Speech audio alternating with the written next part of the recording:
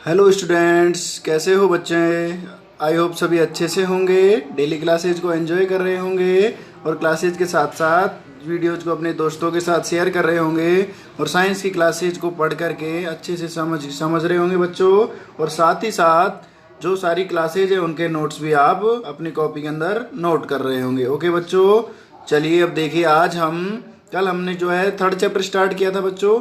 उसका कुछ पार्टीशन, जैसे मेटल क्या होता है, नॉन मेटल क्या होता है, धातु अधातु, उसके केमिकल प्रॉपर्टीज पढ़ ली थी। और कौन सी पढ़ी थी बच्चों, जो जो जो सॉरी जो उसकी फिजिकल प्रॉपर्टीज थी वो भी पढ़ लिया था। ओके, आज हम स्टार्ट करते हैं बच्चों आज की क्लास। ओके बच्चों, लेट्स स्टार्ट क्लास। ओके, देखिए आज पढ़ेंगे बच्चों रीएक्टिविटी सीरीज। रीएक्टिविटी सीरीज क्या होती है? ओके देखिए, सक्रियता श्रेणी कहते हैं। क्या कहते हैं बच्चों इसको? सक्रियता श्रेणी कहते हैं। ओके, डेफिनेशन क्या होती है इसकी? इट इज ए सीरीज, ये एक सीरीज होती है वो डेवलप्ड फॉर अरेंज मेटल्स, ये डेवलप की गई थी मेटल्स को अरेंज करने के लिए अकॉर्डिंग टू देयर रिएक्टिविटी, मतलब उनकी रिएक्टिविटी के अकॉर्डिंग, उनकी क्रियाशीलता या सक्रियता के अकॉर्डिंग उनको अरेंज करने के लिए एक सीरीज डेवलप की गई जिसको हम सक्रियता श्रेणी कहते हैं या रिएक्टिविटी सीरीज कहते हैं। ओके बच्चों, it's called reactivity series. Okay, अब इसमें सबसे ज़्यादा जो एक्टिव तत्व होता है वो होता है बच्चों पोटेशियम, उसके बाद सोडियम आता है, उसके बाद कैल्शियम, फिर मैग्नीशियम आता है, फिर एल्युमिनियम आता है, फिर जिंक, फेरस, लेड, और इसके बाद में हम सीधा इधर आ जाते हैं। इधर से इधर आते हो तो फिर हाइड्रोजन आ जाता है, उसके बाद कॉपर आ जाता है, मरकरी आ जाता है, सिल्वर आ जाता है और गोल्ड आ जाता है। तो सबसे मैक्सिमम जो कैपेसिटी वाला तत्व है या रिएक्टिव तत्व है वो कौन सा होता है बच्चों? पोटेशियम होता है। और सबसे कम रिएक्टिव तत्व होता है हमारा गोल्ड, जिसे हम सोना कहते हैं। ओके बच्चों, इसको बेटा AU लिखा जाता है क्योंकि यह क्या होता है? औरब होता है। क्या होता है? और अब होता है। ओके, और अब का जो AU लिया जाता है तो और अब, ऐसे अर्जेंटम का AG लेते हैं, ये नेट्रियम का क्या लेते हैं बच्चों? Na लेते हैं। पोटेशियम को केलियम कहते हैं ओल्ड लैंग्वेज में, तो इसका के लिया जाता है। समझ गए? और इसका सब इस तरह से, मतलब ये सारे के सारे एलिमेंट्स इनको इनकी रिएक्टिविटी के क्रियाशीलता के अनुसार इस तरह से व्यवस्थित किया जाता है। ओके बच्चों, समझ गए? अब देखिए आगे, इसके आगे हम पढ़ेंगे बच्चों कि मेटल्स जो है, मेटल और नॉन मेटल किस किस तरह की रिएक्शंस करते हैं। मतलब कोई मेटल जो है वो मोर रिएक्टिव क्यों होता है, ये पोटेशियम इतना ज़्यादा रिएक्टिव क्यों है, सोडियम इतना ज़्यादा रिएक्टिव क्यों है, इन सभी के बारे में अभी समझेंगे। ओके बच्चों, नेक्स्ट देखिए बच्चों, how to react metal and non metal, मतलब मेटल और नॉन मेटल किस किस तरह से, मतलब उनकी रिएक्शंस जो होती हैं वो किस किस तरह की होती है। ओके बच्चों, इसके बारे में अभी हम समझेंगे। देखिए बच्चों, मतलब धातुओं और अधातु ज़्यादा रिएक्टिव, मतलब ज़्यादा विक्रिया क्यों करते हैं, कम क्यों करते हैं, इसका क्या रीजन होता है, इसके बारे में समझेंगे। इसका रीजन है क्या बच्चों? देखिए, metals and non metals reacts according to their valency. Metal और नॉन मेटल जो होते हैं, धातु और अधातु, वो अपनी किसके अकॉर्डिंग बच्चों? वैलेंसी, संयोजकता के अकॉर्डिंग। किसके अकॉर्डिंग? संयोजकता के अनुसार ज़्यादा रिएक्टिव होते हैं या फिर कम रिएक्टिव होते हैं। और इसके अलावा क्या सा होता है? एंड इलेक्ट्रॉनिक कॉन्फ़िगरेशन, या फिर उनके इलेक्ट्रॉनिक विन्यास को हम देखते हैं तो उससे हमें उसकी वैलेंसी का पता चल जाता है। और जिसकी वैलेंसी जैसी होगी वो एलिमेंट उसी तरह का रिएक्टिव होता है। ओके बच्चों, देखिए, we can understand these steps and example, मतलब इस प्रॉपर्टीज चीज को, इस तरीके को हम इस प्रकार समझ सकते हैं बच्चों। देखिए अब बच्चों, इसको हम सबसे पहले तो देखिए कि एलिमेंट्स को किस किस तरह से रिप्रेजेंट किया जाता है। देखो, जैसे हमारे पास सपोज सोडियम है। क्या है बच्चों? सोडियम, ये 11 डिजिट पर आता है। हमने लास्ट चैप्टर में पढ़ा था बच्चों कि इनके 30 एलिमेंट्स के बारे में पढ़ा था, उनके सीरियल नंबर भी पढ़े थे। इनको हम क्या बोलते हैं? 11 क्या है? इसके एटॉमिक नंबर कहते हैं। क्या कहते हैं इसको? एटॉमिक नंबर, परमाणु क्रमांक कहते हैं बच्चों। क्या कहते हैं? परमाणु क्रमांक। ओके, ये है इसका परमाणु क्रमांक। तो इन तत्वों को उनके परमाणु क्रमांक के अकॉर्डिंग हमें अरेंज किया जाता है, इनको अरेंज करते हैं। ओके, तो अरेंज करने के लिए जैसे सोडियम कितने नंबर पर आता है बच्चों? 11 नंबर पर आता है। तो इसको इसका इलेक्ट्रॉनिक कॉन्फ़िगरेशन किया जाता है बेटा, इलेक्ट्रॉनिक विन्यास किया जाता है इलेक्ट्रॉनिक विन्यास के आधार पर इसकी वैलेंसी डिसाइड की जाती है। ओके बच्चों, वैलेंसी किस तरह डिसाइड की जाती है, मतलब ये क्या है, अपना जो प्लेस है उसको स्ट्रॉन्ग बनाने के लिए, स्थायित्व प्राप्त करने के लिए, या तो कोई एटम अपने कोई भी मेटल या मेटल होता है, नॉन मेटल होता है, जो भी होता है वो या तो किसी एलिमेंट को ले लेगा, उससे मतलब इलेक्ट्रॉनिक उधार ले लेता है, या फिर उसको उधार दे देता है। जब बेटा कोई एलिमेंट जो है क्या करेगा, किसी को दे देता है, तो उसके पास मतलब जब वो क्या करता है, पे करता है किसी को, कोई इलेक्ट्रॉन देता है, तो उसके पास पॉजिटिव आ जाता है। क्या आ जाता है, पॉजिटिव चार्ज आ जाता है। ओके, यदि किसी से वो लेता है, मतलब क्या करता है बेटा, बाय करता है, खरीदता है, टेकिंग करता है। ओके, टेक लिख लो या फिर बाय, वो लेता है तो उसके पास नेगेटिव चार्ज आ जाता है। देखो जैसे सोडियम का हमने देखा है क्या होता है बच्चों, +1 होता है। ये इसका +1 क्यों होता है, क्योंकि ये क्या करता है बच्चों, एक जो इसके पास इलेक्ट्रॉन होता है वो किसी को डोनेट कर देता है, दे देता है। ओके, सिमिलर क्लोरीन देखते हैं हम, क्लोरीन का -1 होता है। इसका -1 क्यों होता है बच्चों, क्योंकि ये जो है एक इलेक्ट्रॉन किसी से ले लेता है। ओके, इसलिए ये क्या होता है, नेगेटिव रहता है। समझ गए बच्चों। चलो इसको एग्जाम्पल के थ्रू समझते हैं, अलग अलग एग्जाम्पल लेते हैं बच्चों और इसके थ्रू इसको समझने की कोशिश करते हैं। ओके, चलिए इसको इरेज कर देते हैं, एक बार मिटा देते हैं। देखिए बच्चों, जैसे सपोज हमारे पास अभी सोडियम लिया था, इसका ही एग्जाम्पल लेते हैं बच्चों। जैसे हमारे पास है बच्चों सोडियम। ओके, सोडियम, इसका जो नाम होता है क्या होता है बच्चों, Na से रिप्रेजेंट करते हैं, सोडियम होता है। इसको वैसे नेट्रियम लिखा जाता है। क्या लिखा जाता है बच्चों, नेट्रियम। इसका नाम नेट्रियम होता है, इसी नाम पर हमने इसको, जो साइंटिस्ट वगैरह होते हैं उन्होंने इसको क्या किया बच्चों, सोडियम नाम दिया है, Na नाम दिया है। समझ गए। अब देखिए ये नाम दिया है, अब इसका जो इलेक्ट्रॉन एटॉमिक नंबर होता है वो कितना होता है, एटॉमिक नंबर कितना होता है बच्चों, इसका 11 होता है। तो इसको जब हम इसके कोसेज के अंदर रिप्रेजेंट करते हैं या इसको पुट करते हैं तो हमारा इसका वैलेंसी आती है। तो वैलेंसी किस तरह से निकालते हैं, देखिए बच्चों। अब इसमें 4 कोसेज होते हैं बच्चों, K, L, M और N, 4 कोसेज होते हैं। इनको बोलते हैं कोस। क्या बोलते हैं बच्चों, कोसेज कहते हैं इनको, सेल्स, कोस। ओके, इनको हम कोस कहते हैं। ओके, चलिए अब देखिए, अब K जो होता है उसके अंदर केवल 2 इलेक्ट्रॉन्स आते हैं। कितने आते हैं बच्चों, ओनली 2 इलेक्ट्रॉन्स। कितने आते हैं, ओनली 2 इलेक्ट्रॉन्स आते हैं। और L के अंदर आते हैं बच्चों 8 इलेक्ट्रॉन्स। कितने आते हैं बच्चों, 8। और M के अंदर आते हैं बच्चों 18 इलेक्ट्रॉन। और N के अंदर आते हैं 32 इलेक्ट्रॉन। ये नंबर ऑफ क्या है बच्चों, नंबर ऑफ इलेक्ट्रॉन है। क्या है, नंबर ऑफ इलेक्ट्रॉन। समझ गए, इस चीज़ को समझ गए बच्चों कि किसी भी जो हमारे अभी तक कितने तत्व खोजे गए बच्चों, 118 एलिमेंट्स खोजे गए हैं, उनको ये 4 कोर्सेज के अंदर कंप्लीटली फिलअप कर दिया जाता है, जिससे इसका पूरा अरेंजमेंट है जो पूरी तरह से फिक्स हो जाता है। समझ गए। तो ये नंबर ऑफ क्या हो गया, इलेक्ट्रॉन हो गया। तो मतलब K के अंदर 2 इलेक्ट्रॉन आ जाएंगे, L के अंदर 8 आ जाएंगे और M के अंदर 18 और N के अंदर 32। समझ गए बच्चों। अब सिमिलर देखिए, अब K जो होता है उसके पास सेल्स होती हैं, छोटी छोटी सेल्स, उनको क्या बोलते हैं हम, सेल्स, या फिर क्या कहते हैं बच्चों, कक्षक कहते हैं। क्या कहते हैं, कक्षक। अब कक्षक जो होता है, K जो होता है उसके पास एक होता है, सॉरी, K के पास ओनली S होता है, जिसमें इलेक्ट्रॉन आते हैं बच्चों, कितने आते हैं, 2 आते हैं। कितने आते हैं बच्चों, ओनली 2। अब क्यों K में केवल 2 ही आते हैं, इसके अलावा ओनली इसके अंदर S आएगा। ओके बच्चों, नेक्स्ट देखिए L के अंदर S भी आता है और P भी आ जाता है। अब S के अंदर तो बच्चों इलेक्ट्रॉन कितने आते हैं, S के अंदर तो 2 इलेक्ट्रॉन भरे जाते हैं और P के अंदर भरे जाते हैं 6। टोटल कितने होने चाहिए बच्चों, इसमें तो 2 होने चाहिए और इसमें 8 होने चाहिए। हो गए 6 और 2 8। तो इस तरह से इसका डिवाइडेशन किया जाता है। आगे देखिए बच्चों, जैसे M के अंदर कितने आते हैं बच्चों, S भी आ जाता है, P भी आ जाता है और F भी आ जाता है। समझ गए।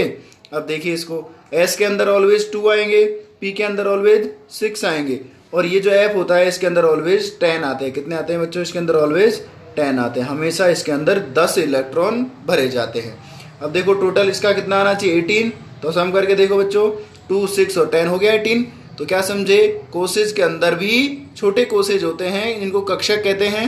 उन कक्षकों में अलग अलग इलेक्ट्रॉन इस तरह से डिवाइड किए जाते हैं। अब N लेते हैं बच्चों, N में कितने होते हैं, S भी आता है, P भी आता है, D भी आता है और सॉरी बेटा ये आता है हमारा D, मिस्टेक्स हो गया, और F भी आता है। ओके, तो S के अंदर कितने आते हैं बच्चों? S के अंदर आते हैं 2 इलेक्ट्रॉन, और P के अंदर आते हैं 6 ऑलवेज, और D के अंदर 10, और F के अंदर ऑलवेज 14 इलेक्ट्रॉन्स आते हैं। समझ गए बच्चों? तो इस तरह से इस चीज को आपको समझना है। क्या समझना है बच्चों? कि S जो होता है उसमें ऑलवेज 2 इलेक्ट्रॉन्स आएंगे, और K के अंदर भी 2 इलेक्ट्रॉन्स आते हैं। इसी प्रकार L के अंदर 8 आते हैं, लेकिन ये 2 कोसेज में डिवाइड हो जाते हैं, S में 2 और P में 6। ओके, जैसे देखो यहाँ पे S में 2 हो गए, और इसमें S में 2 और P में 6 डिवाइड हो गए। यहाँ पे M में कितने आते हैं बच्चों? 18 आते हैं, लेकिन यहाँ पर भी 3 कोसेज में डिवाइड हो जाते हैं। देखो S के अंदर 2 आ गए, P के अंदर 6 हो गए, और D के अंदर 10। ये अकॉर्डिंग टू भरे जाते हैं, तो टोटल 18 हो गए। सिमिलर देखो N के अंदर कितने आते हैं बच्चों? 32 आते हैं, वो भी 4 अलग अलग सेल्स के अंदर डिवाइड हो जाते हैं। देखिए इनमें S के अंदर कितने होते हैं? 2 बेटा, और P के अंदर 6, D के अंदर 10, और F के अंदर 14। इस तरह से इसको हम पूरी तरह से जितने भी एलिमेंट्स होते हैं उनका अलग अलग वैलेंसी फाइंड आउट करते हैं। ओके बच्चों, समझ गए? इस चीज को ध्यान पूर्वक समझना है कि किस तरह से इलेक्ट्रॉन्स को हम अरेंज करते हैं। ओके बच्चों, अब इसी को बेटा देखते हैं। अब जैसे हमने सोडियम एग्जाम्पल लिया था बच्चों, अब सोडियम को इधर सॉल्व करते हैं। देखिए इधर बना लेते हैं एक कॉलम, और उसके अंदर सॉल्व करते हैं। देखो जैसे सोडियम है हमारे पास बच्चों, तो सोडियम 11 नंबर पर आता है। कितना आता है? 11। अब इसमें सबसे पहले K कोसेज आएगा। K में कितने होते हैं? S होता है हमारा, तो S ये हमारा नंबर कौन सा है? इसका सेल नंबर 1 होता है, तो इसके आगे हम लगा देते हैं बच्चों कितना? 1S। दूसरा L इक्वल होता है 2S, सेकंड नंबर का सेल होता है, और होता है हमारे पास 2P। ओके, M होता है हमारे पास 3S, 3P और 3D। इसके अंदर तीनों आते हैं, लेकिन इसका नंबर 3 होता है, इसलिए आगे 3 लगा दिया जाता है। ऐसे ही हमारे पास N होता है। N क्या कितना लगाते हैं बच्चों? 4S, 4P, 4D और 4F। समझ गए? तो इस तरह से ये लगाए जाते हैं। कोई इश्यू नहीं है बेटा, यहां तक सबको समझ में आ रहा है? अब देखो ध्यान से, अब 11 है तो हमने 2 क्या कर दिए? इसके अंदर पुट कर दिए। 2 S के अंदर आ गए, कंप्लीट हो गया इसका। S में ओनली 2 आएंगे, K के अंदर ओनली कितने आएंगे बच्चों? 2। अब सिमिलर S में देखना है, S के अंदर इसमें कितने आएंगे? S के अंदर तो ऑलवेज 2 आएंगे। अब P के अंदर कितने आने चाहिए बच्चों? 6। कितने आएंगे? 6। कितने हो गए? काउंट करो, 2, 6 और 2 8, 8 और 2 10। अब कितना बचा? 10 हो गए, एक बचा 1, तो ये हो गया हमारा 11। ओके, अब ये बेटा अपने आप को स्टेबल करने के लिए, स्थायी बनाने के लिए, मतलब कोई भी व्यक्ति होता है अपने आप को स्टेबल बनाने के लिए क्या करता है? अच्छे से पढ़ाई करता है, इस तरह की चीज़ों। तो ये क्या करता है बेटा? अपने आप को स्टेबल, ये क्या है? एलिमेंट्स है, तो ये अपने आप को स्टेबल बनाएगा। तो इसके लिए क्या करता है? ये एक इलेक्ट्रॉन को डोनेट कर देता है। डोनेट करने पर ये क्या आ जाता है इसके पास? Na+। तो डोनेट करने के बाद इसके पास क्या आ जाता है? इसके पास आ जाता है Na। डोनेट किया तो बताया था मैंने बच्चों, यदि डोनेट करेगा तो पॉजिटिव नंबर आता है। ओके, तो इसके पास कितना डोनेट किया? 1 डोनेट किया, तो प्लस का 1 आ जाता है। ओके, इसी तरह से एक और एग्जांपल को समझ लेते हैं बच्चों। समझ गए ना इसको? इस तरह से इनका इलेक्ट्रॉन, इसको बोलते हैं बेटा इलेक्ट्रॉनिक कॉन्फ़िगरेशन। क्या बोलते हैं इसको? इलेक्ट्रॉनिक कॉन्फ़िगरेशन, इलेक्ट्रॉनिक विन्यास भी इसको हिंदी में कहते हैं। ओके, इलेक्ट्रॉनिक कॉन्फ़िगरेशन, या फिर हिंदी में बोलते हैं इसको इलेक्ट्रॉनिक विन्यास कहते हैं। क्या कहते हैं बच्चों? इलेक्ट्रॉनिक विन्यास। इसको एक बार इरेज कर देते हैं बच्चों, इस एग्जाम्पल को रहने देते हैं और दूसरा एग्जाम्पल लेके सॉल्व करते हैं। देखिए जैसे क्लोरीन का नेगेटिव -1 होता है, ये -1 ही क्यों होता है इसको लिखते हैं बच्चों। देखिए हमारे पास है क्लोरीन, क्लोरीन का होता है कितना बच्चों? 17 नंबर पर आता है। कितना आता है? 17 पर आता है। इसका इलेक्ट्रॉनिक कॉन्फ़िगरेशन देखते हैं। जैसे K कोस लेते हैं सबसे पहले। K होता है हमारा 1s ओनली। L होता है हमारा कितना? 2s होता है बच्चों, और 2p होता है। M होता है हमारा 3s होता है बच्चों, 3p और 3d होता है। और N क्या होता है बच्चों? 4s, 4p और 4d, और क्या होता है? 4f होता है। ओके, अब हमारे पास इसको अरेंज करना है क्लोरीन को। अब क्लोरीन को अरेंज करोगे बच्चों तो देखिए फर्स्ट वाला S के अंदर कितना भरोगे? 2 कंप्लीट कर दोगे। यहाँ पर कितना करोगे बच्चों? 2। सिमिलर है इस S के अंदर भी 2, 4 हो गए। इसके अंदर कितने आ जाए? P के अंदर बच्चों 6 होते हैं। ठीक है, सिमिलर इधर ये कितने हो गए? 12 हो गए। 12 और इसके अंदर भर देंगे 5। कितने भरोगे बच्चों? 5। समझ गए? तो अब देखो ध्यान से, पी को अपना टोटल यदि कंप्लीट करना है तो कितने चाहिए, 6 चाहिए होते हैं। कितने चाहिए बेटा, पी में हमारे कितने इलेक्ट्रॉन आते हैं, 6 आते हैं। अब 6 कंप्लीट करने के लिए उसको कितना चाहिए, उसके पास 5 है। कितने हैं बच्चों, 5 उसके पास हैं। कितना चाहिए उसको, 1 चाहिए। तो ये क्या करेगा, 5 देने में तो इसको क्या होगा, लॉस ज़्यादा होगा बच्चों। यदि 5 किसी को ये देगा तो लॉस होगा, इसीलिए क्या करेगा, ये 1 इलेक्ट्रॉन किसी से ले लेगा। 1 इलेक्ट्रॉन क्या करेगा बच्चा, ले लेगा। ओके, और जैसे ही इलेक्ट्रॉन लेगा, इलेक्ट्रॉन लेने पर क्या होता है, किसी भी एलिमेंट, कोई भी एलिमेंट जब इलेक्ट्रॉन को दूसरे से लेता है तो उस पर क्या आता है बच्चों, नेगेटिव चार्ज आ जाता है। ये कितने लेगा, अपना पी कंप्लीट करने के लिए 1। कितना लेगा बच्चों, 1। तो ये हो जाएगा 3p6 हो जाएगा, बट इसकी वैलेंसी जो है वो कितनी हो जाएगी, -1। तो समझे -1 और +1 क्यों आया बच्चों। देखो जैसे सोडियम में देखा था हमने बच्चों कि इसमें क्या था, ये डोनेट कर रहा था, ये ले भी सकता था, लेकिन इसने क्या, इसको रिएक्टिव, मोर रिएक्टिव ज़्यादा इसलिए माना जाता है क्योंकि ये क्या करता है बच्चों, डोनेट करता है। और क्लोरीन क्या होता है, ये कम रिएक्टिव होता है। क्यों होता है बच्चों, क्योंकि ये क्या करता है, एक एलिमेंट दूसरे से ले लेता है। ओके, इसके अलावा ये जो है इलेक्ट्रिक कंडक्टर होता है, क्या होता है, इसकी जो इलेक्ट्रिक विद्युत ऋणता होती है, इलेक्ट्रिक नेगेटिविटी जो होती है वो बहुत ज़्यादा होती है, ये उसके कारण भी रिएक्शन ज़्यादा करता है। ओके बच्चों, अब देखिए जैसे इसको तो सोडियम वाले को हम इस तरह लिखते हैं। देखो इसका इलेक्ट्रॉनिक विन्यास पूछे तो इस तरह से लिखा जाता है। Na का पूछोगे बच्चों तो 1s2 लिखोगे, उसके साथ में कॉमा लगाओगे, 2s2 लिखना है, कॉमा लगाओगे, उसके बाद 2p6 लिखना है, उसके बाद कितना लिखोगे, 3s1 लिखोगे। समझ गए, इस तरह से इसका हमें इलेक्ट्रॉनिक कॉन्फ़िगरेशन जो होता है विन्यास लिखना पड़ता है। ओके, सिमिलर देखिए बच्चों, इधर देखिए, जो क्लोरीन का पूछे तो क्लोरीन का क्या आ जाएगा, 1s2 है हमारे पास, 2s2 है बच्चों, और 2p6 है, 3s2 है, और 3p कितना है बच्चों, 5 है। तो इस तरह से इसका इलेक्ट्रॉनिक कॉन्फ़िगरेशन जो होता है, इलेक्ट्रॉनिक विन्यास इसको हम कहते हैं। क्या कहते हैं, ये दोनों क्या है बेटा, इलेक्ट्रॉनिक विन्यास हैं। क्या हैं, इलेक्ट्रॉनिक विन्यास। तो इन इलेक्ट्रॉनिक विन्यासों को हम इस तरह से समझ सकते हैं। ओके बच्चों, और भी कई सारे एलिमेंट्स उदाहरण लेके समझेंगे। तो यहाँ तक बेटा आपको समझ में आया कि सोडियम का +1 क्यों होता है और क्लोरीन का -1 ही क्यों होता है। ओके बच्चों, समझ गए, स्क्रीनशॉट ले लीजिए एक बार, उसके बाद देखिए इसको इरेज करूँगा।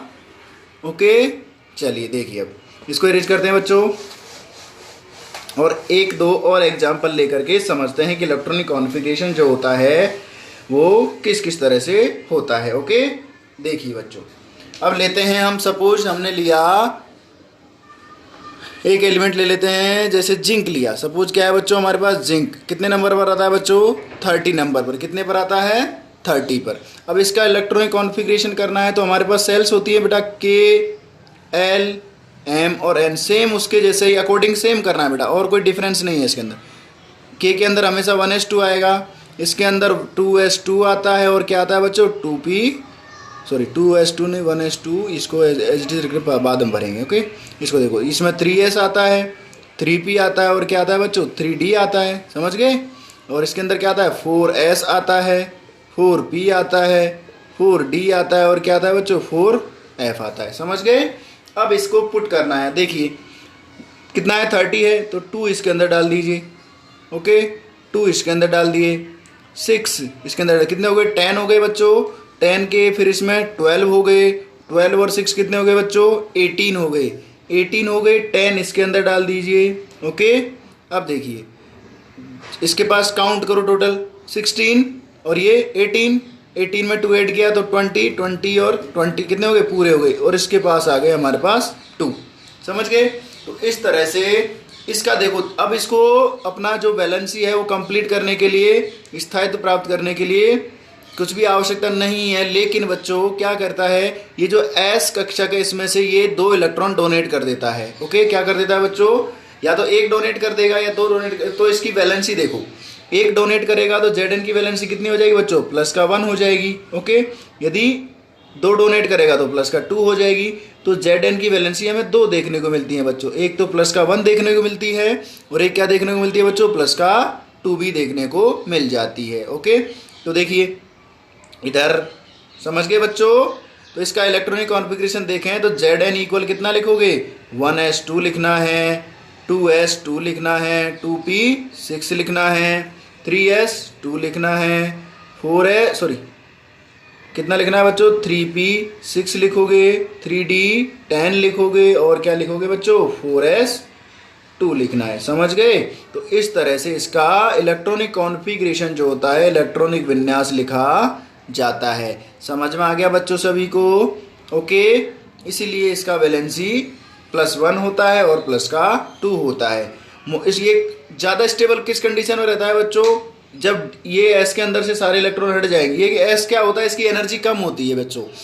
S कक्षक को बहुत कम एनर्जी से क्या कर सकते हैं हम, इसको बहुत जिंक को गर्म करें तो S में से 2 इलेक्ट्रॉन जल्दी से निकल जाते हैं। ओके, इसीलिए S में से 2 इलेक्ट्रॉन या तो एक डोनेट कर देता है, ये 2 डोनेट कर देता है। ओके, यदि दोनों डोनेट कर देगा तो ज़्यादा क्या हो जाएगा, स्थायी हो जाएगा, और एक करेगा तो थोड़ा कम स्थायी हो जाएगा। समझ गए। और दोनों ही डोनेट कर देगा तो ये पूरी तरह से स्टेबल हो जाएगा, स्थायित्व प्राप्त कर लेगा। इसीलिए इसकी वैलेंसी मैक्सिमम कितनी मानी जाती है बच्चों, ये मैक्सिमम मानी जाती है। समझ गए बच्चों। तो इस तरह से हमें इसको समझना है। ओके बच्चों, चलिए अब देखिए आगे देखते हैं।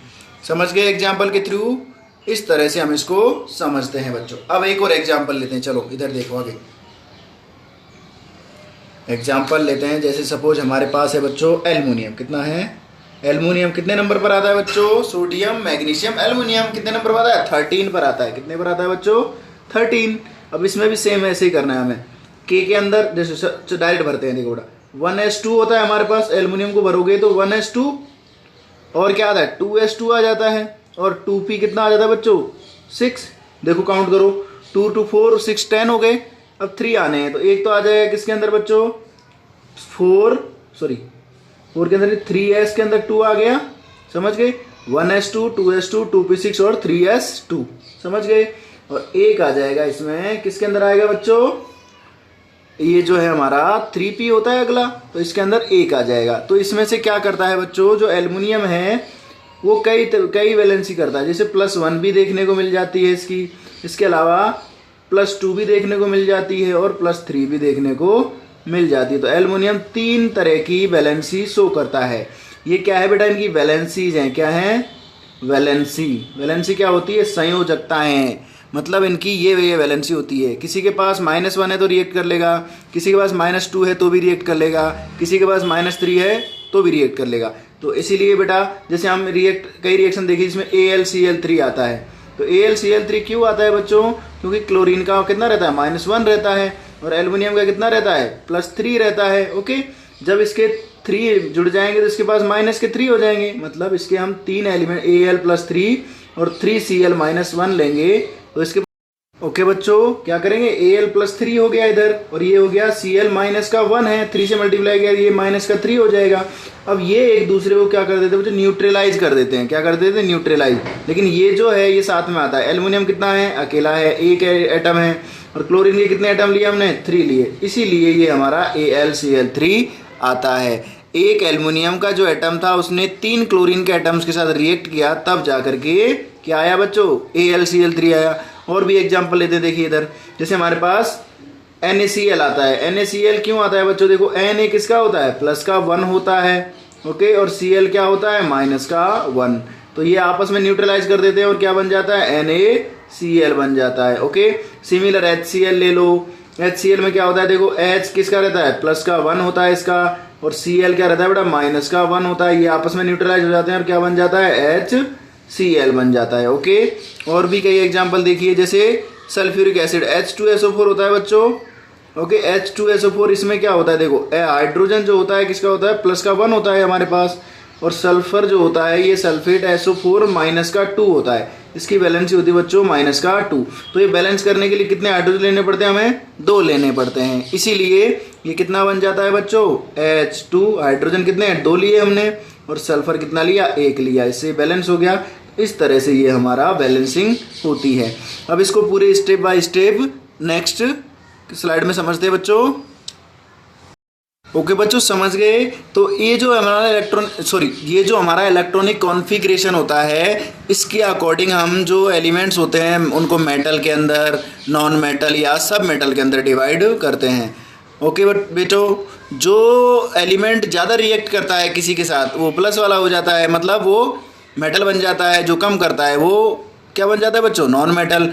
और सबसे जो दोनों ही काम करता है, मतलब जो रिएक्शन करता भी है और दूसरे मतलब दोनों के साथ कर लेता है, वो क्या कहता है, सब मेटल, या उसको उपधातु कहते हैं। समझ गए? तो इस तरह से हम इस चीज़ को समझते हैं बच्चों, ठीक है ना। जैसे वैलेंसी बोल रहे थे अपन, तो वैलेंसी की डेफिनेशन क्या हो जाएगी बच्चों, देखिए वैलेंसी होती है संयोजकता। क्या होती है, संयोजकता। तो क्या संयोजकता की डेफिनेशन क्या होगी बच्चों, देखो मतलब क्या है ये, किसकी मतलब लास्ट जो सेल होती है हमारी, लास्ट जो कक्षक होता है उसमें कितने इलेक्ट्रॉन प्रेजेंट होते हैं, उसकी जो चीज़ होती है उसमें उसका जो नंबर होता है वही क्या कहलाता है, हमारा वैलेंसी तो कहलाता है। तो नंबर ऑफ क्या, इलेक्ट्रॉन